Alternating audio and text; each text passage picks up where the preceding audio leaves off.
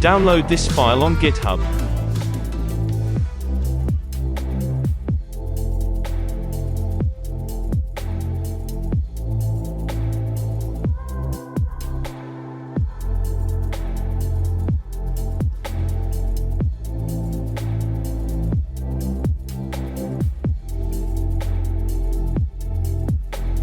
Import it in Streamer.bot.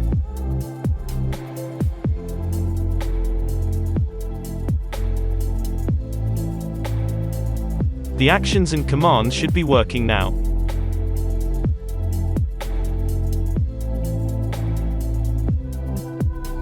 Let's test it out.